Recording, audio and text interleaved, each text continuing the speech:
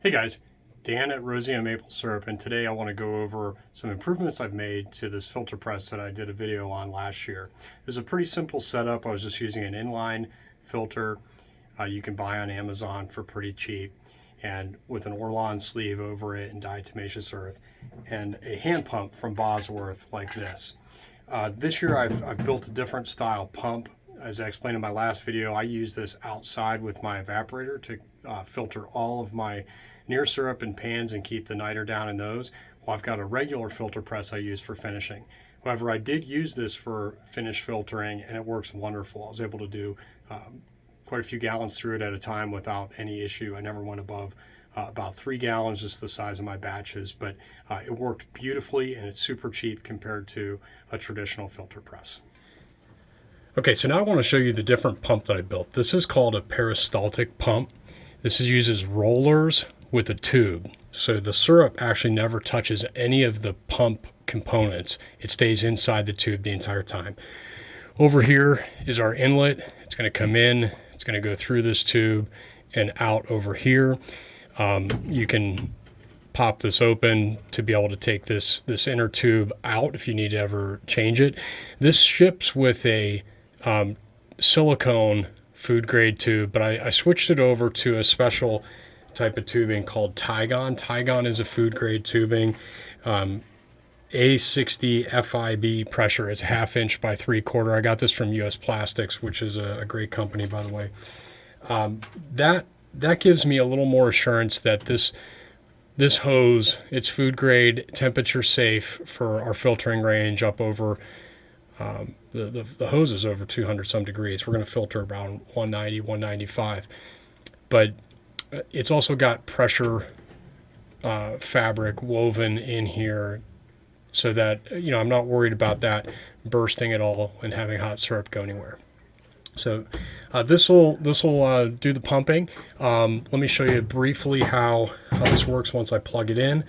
And then I'll actually go through the internals and let you see what's inside of it. So over on this side, you can see the controller. This is a simple DC motor controller.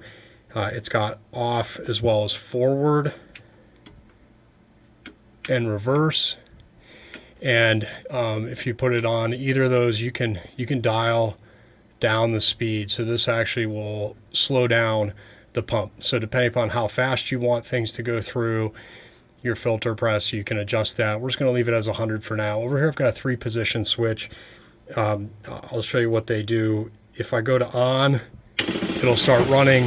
You can actually see the motion of the pump. Flip it back off. But I can also go down, and I've put this little remote control momentary button on here. So when we are bottling, if we're going to go right from a filter session, maybe we're going right into bottles and we want to be able to stop pretty much on demand. I wanted to be able to be as close to hands-free as possible, so I can just push the button and start and stop as much as I want to. And I'll show you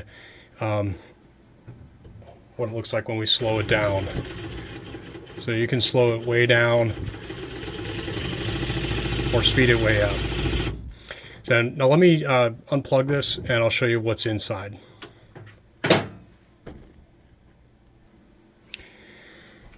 Okay, inside you can see it's pretty simple. It's just the DC motor. We've got the terminals wired up here. This is a 24 volt power supply, 300 watt to be able to power this. And this is the DC motor controller, and then you can see behind that is where the 3-position switch is.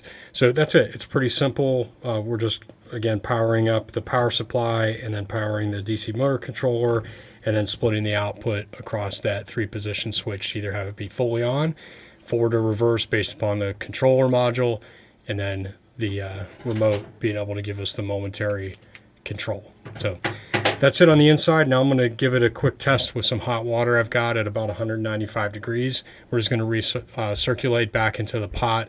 I'm not going to go through the filter press right now, but just want to take it for a test drive quick with just fluid only and see how it does. Okay, we're all set up. We've got a hose coming from our pot into the pump and going back out right back to the same pot. So we're just going to turn this on and see how it does. I'll use the momentary button to control things just so you get an idea of how well that works. We're going to let this go for a little bit and I'll show you how it looks coming out of the outlet side as well.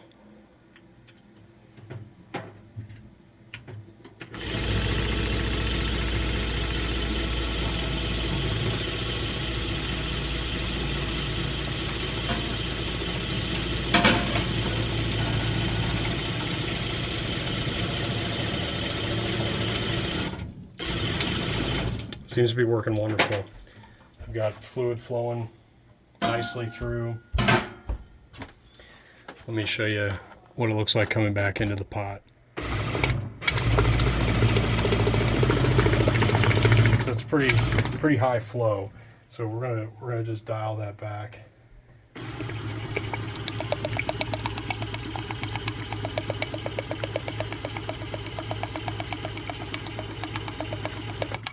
It works wonderful. All right, so that was a great first test run. I'll definitely post another video during the season during use just to see how it actually works with maple syrup, but with hot water, everything worked wonderful. So I'm pretty excited about it. This gives me the ability to set this on a smart timer and be able to cycle my pans while I go start other things at the end of the shutdown procedure. So I don't have to stand there and hand pump to filter the entire set of pans, which is wonderful. Right, and then if I'm going to use this inside as well with my filter press, I've made some modifications to be able to accommodate that. It will also make it a lot easier. Instead of hand pumping, I'll be able to use that momentary switch controller and be able to just filter right into bottles or into larger storage containers and be able to stop right on demand whenever I want to. So again, appreciate you guys stopping by. Hope you all have a wonderful sugaring season. And please be sure to like this video and also check out all of our other content on our channel and subscribe to it. Thanks again.